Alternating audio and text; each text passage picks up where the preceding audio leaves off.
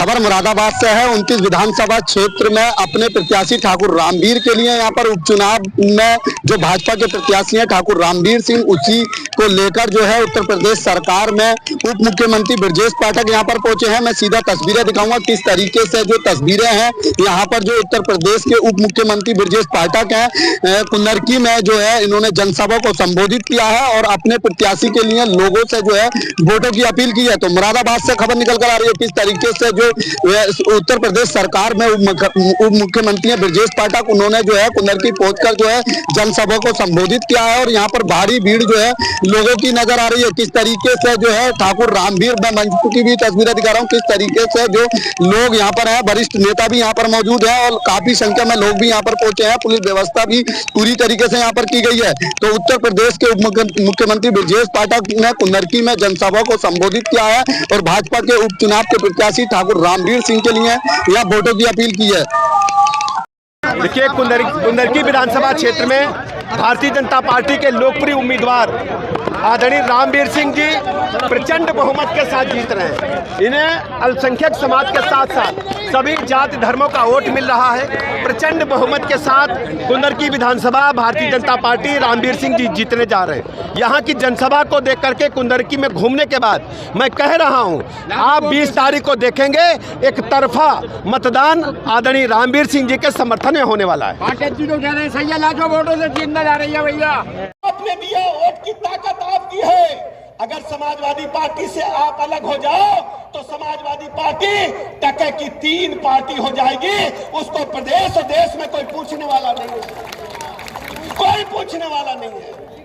लेकिन आप सोचो, जैसे बिरयानी से तेज पत्ता निकाल दिया जाए तो तेज पत्ते का कोई स्वाद बिरयानी को नहीं मिलेगा, बिरयानी एकदम बेकार लगेगी। लगे कि नहीं लगेगी बताना। अब फिर आपको तेज पत्ता समझ रखा है समाजवादी पार्टी ने। जब सरकार बना ली तो आप देखिए ओहदे जब बढ़ते हैं तो आपका उसमें कहीं नामो निशान नहीं है। इसलिए मैं मित्रों, दोस्तों, आपसे मैं कहने के लिए आया हूं, एक बार आप रामवीर सिंह को जिताओ और भारतीय जनता पार्टी के बारे में सोचो।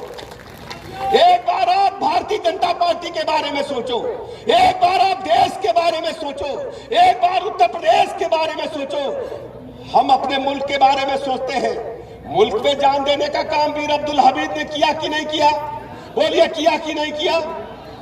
हजारों नौजवानों ने मुल्क की आजादी में अपनी अहम भूमिका निभाई है। इसलिए मेरे दोस्तों, आपके बीच में मैं कहने के लिए आया हूं, एक बार आप मन से सोचो, भारतीय जनता पार्टी के साथ एक कदम चलो।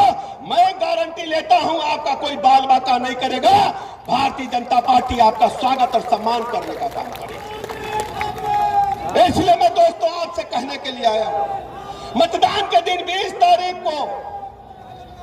तारीख को लाइन लगा देना और सपा के लोग आए तो उन्हें साफ मना कर देना कि हमने भारतीय जनता पार्टी का दामन थाम लिया है। अब इस मुल्क की बेहतरी और तरक्की के लिए हिंदू मुसलमान मिलकर के काम करेंगे। ये मैं आपसे कहने के लिए आज आपके बीच में आया हूं। दोनों भाई मिलकर के काम करेंगे। त्यागी जी बैठे हैं, आरएलडी के साथी बैठे हैं, हमारे वीर सिंह जी बैठे हुए सांसद रहे, दलित समाज से आते, सब लोग मिलजुट करके इस मुल्क की तरक्की के लिए हम सबको एक साथ काम करना है। एक मुट्ठी बांध लेंगे तो दुश्मन की ताकत हम मुंहतोड़ जवाब देने का काम करेंगे, मुल्क के दुश्मनों को समाप्त करने का काम करेंगे। ये बात मैं आपके बीच में कहने के लिए आया हूं। जो बड़ी तादाद में यहाँ पर इकट्ठा हुए हैं, मैं सबसे पहले आपको बधाई देता हूं, आपको मुबारकबाद देता हूं। जबकि आज माननीय ब्रजेश पाठक जी टाइम से आधा घंटा जल्दी आ गए हैं, क्योंकि इनको लखनऊ निकलना है।